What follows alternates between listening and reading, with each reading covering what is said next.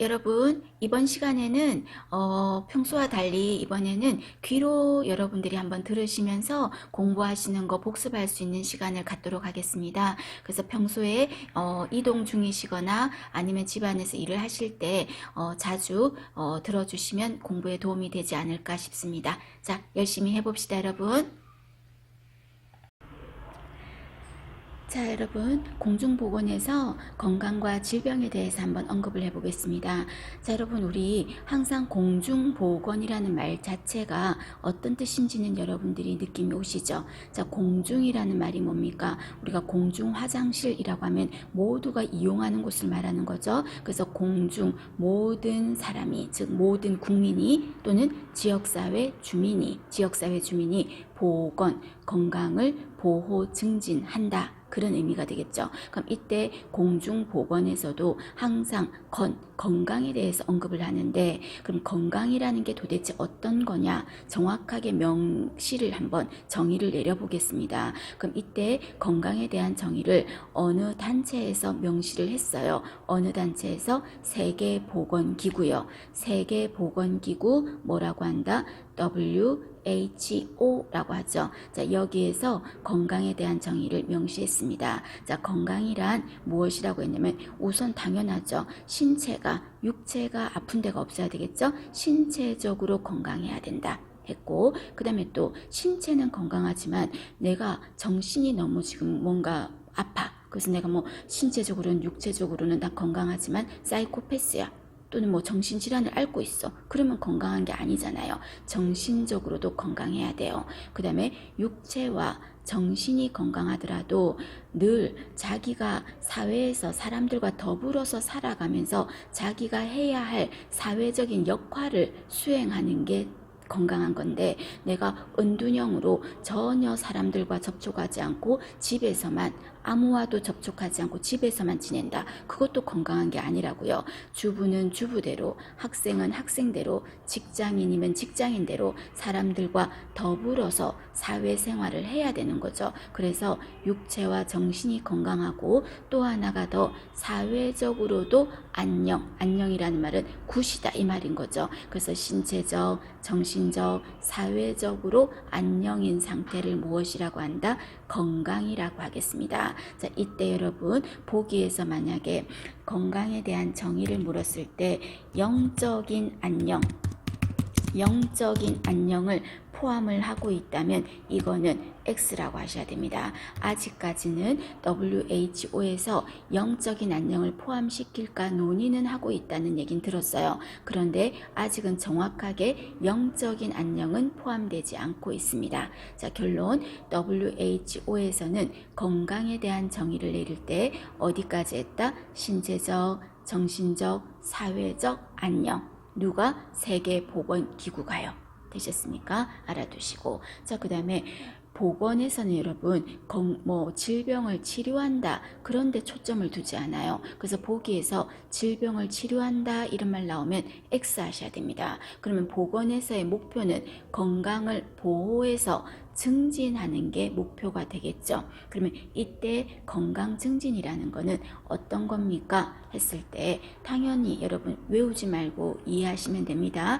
건강을 업시킨다는 거죠. 그래서 건강에 영향을 미치는 생활 습관 있죠. 내 생활 습관이 뭐 식습관이 조금 맵고 짜고 자극적인 걸 좋아한다든지 운동을 안 한다든지 또는 살이 쪘다든지 이런 생활 습관이 있다면 그걸 어떻게 좋은 쪽으로 변화를 시켜야 되겠죠. 그래서 음식 같은 거 자극적인 거 먹지 말고 소식하고, 그죠? 그리고 또 운동하고 살찌지 않게 긍정적으로 내 몸에서 긍정적으로 좋은 쪽으로 변화를 촉진하는 거, 그것을 뭐라고 한다? 건강 증진이라고 하겠습니다. 그럼 이때 건강을 더 좋게 만들려고 좋은 쪽으로 변화를 시키려면 여러분 우리가 예를 들어서 어떤 게 있어요? 운동하는 거 있죠. 운동도 하겠죠. 실제 내가 운동이라든지 식습관이라든지 생활 습관을 바꾸어서 건강을 업시킬 수도 있고, 또는 건강을 업시키기 위해서 들어서 모든 국민의 건강을 증진하기 위해서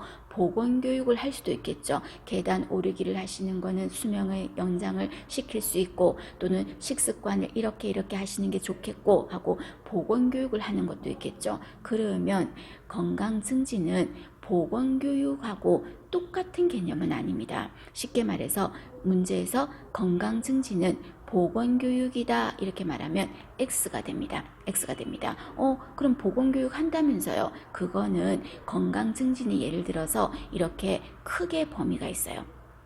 얘가 건강 증진이야. 건강 증진이야. 그런데 건강 증진을 시키기 위해서 여러 가지 행위도 할 수 있고, 또는 여러 가지 무엇을 할 수 있다? 보건교육을 할 수도 있는 거죠. 그러니까 여기에 건강 증진은 보건교육보다 훨씬 더 범위가 넓어요. 그래서 건강 증진은 뭔가 운동 같은 거를 하거나 생활 습관을 바꿀 수도 있고, 또 어떤 것도 할 수 있다? 보건교육도 하는 것도 건강 증진에 포함되는 거죠. 그러면 결과적으로 어떤 게 범위가 더 넓다? 건강 증진은 보건교육을 어떻게 한다? 포함한다 라고 하셔야 되겠죠. 건강 증진이 범위가 더 넓다는 거, 그거 생각하시고, 그 다음에 우리가 건강을 업시키려는 목적에는 궁극적인 목표는 뭡니까? 이렇게 말하면, 여러분, 우리의 건강 상태가 나빠서 어떤 분은 이런 얘기를 기사에서 봤어요. 자기가 젊은 시절 열심히, 진짜 열심히 이를 악물고 돈을 벌었어요. 왜? 노후에 그 돈을 행복하게 쓰기 위해서. 그런데 정작 늙어서 내가 질병이 생기고 노후가 되니 내가 지금까지 젊은 시절 이를 악물고 벌었던 그 돈을 누가 쓰고 있다? 요양보호사분들이 쓰고 있다라는 약간 웃기면서도 슬픈 얘기, 그런 얘기가 기사에 실린 적이 있었어요. 나의 돈을 요양보호사분들이 다 쓰고 있다. 그 말은 여러분 뭡니까? 나는 아파서 살고는 있지만, 살아는 있지만 아파서 병원에 누워서 바깥을 창밖으로 보고 있고, 이거는 행복하게 사는 게 아니잖아요. 그죠? 그래서 건강 증진의 목표는 내가 병원에 누워서 가만히 누워서 마지막 삶을 사는 게 아니라 삶의 질을 어떻게 하고 싶다? 향상시키고 싶다. 삶의 퀄리티를 높이고 싶다는 거죠. 사는 동안. 그리고 또 어떤 수명을 연장하고 싶다? 건강하게 내가 사는 수명을 연장하고 싶은 겁니다. 자, 궁극 목표는 건강 수명이에요. 절대 평균 수명이 아닙니다. 그러면 평균 수명과 건강 수명은 어떤 차이점이 있습니까? 차이점이 있죠. 어떤 차이점이 있다? 평균 수명이라는 게 여러분 뭡니까? 이거는 어떤 인구가 사망자들 중에서 조사를 했더니 어느 정도까지 살았다 하는 게 평균 수명이잖아. 그죠? 그런데 예를 들어서 우리가 어떤 사람이 평균 수명을 80세까지 살았어요. 80세까지 살았어요. 그런데 80세까지 살았지만 10년 전에 70세 때 내가 뇌졸중으로 누워가지고 몸져 누워서 꼼짝 못하고 병상에 누워서 10년을 살았어요. 그럼 내가 80세까지는 살았지만 10년이라는 그 시간은 병원에서 꼼짝 못하고 누워서 대소변 누가 받아주고 이렇게 살았던 시간도 포함되어 있잖아요. 그거는 좋지 않다는 거예요. 건강을 업시키려는 목적은 오래 살고자 하는 것뿐 아니라 건강하게 사는 게 더 중요한 거야. 그러면 이때 건강 수명이라는 건 어떤 거겠습니까? 평균 수명에서 내가 일생을 살면서 아팠던 질병이 있었다든지, 또는 내가 다쳐가지고 활동을 못했던 그런 기간이 있겠죠. 그게 10년이든 20년이든 뭐 몇 년이든 있겠죠. 아파서 사고로 일을 못하고 활동 못했던 그 기간을 빼버리는 거예요. 그 기간을 평균 수명에서 빼자고. 그럼 빼면 어떻게 되는 거예요? 평균 수명에서 아팠던 기간을 빼니까 결론적으로 내가 건강하게 살았던 시간이 나오겠죠. 그걸 뭐라고 한다? 건강 수명이라고 하는 거예요. 그러면 공중보건에서 건강을 업시키는 목적은 뭐다? 삶의 퀄리티를 향상시키고, 그리고 또 건강하게 사는 수명을 연장하는 거. 이게 궁극적 목표다는 거. 되셨습니까? 요거 알아두십니다.